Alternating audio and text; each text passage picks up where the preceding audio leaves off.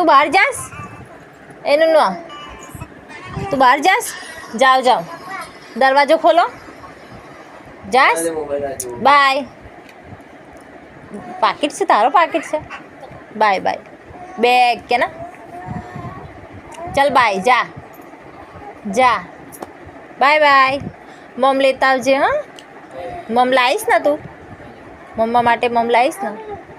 જા चल जा वाह बाय बाय हैंड किसी कर दो मम्मा ना पापा ने जोड़े जाओ उसे पप्पा जोड़े जास पप्पा ने केवी याद करो बाय बाय चल जा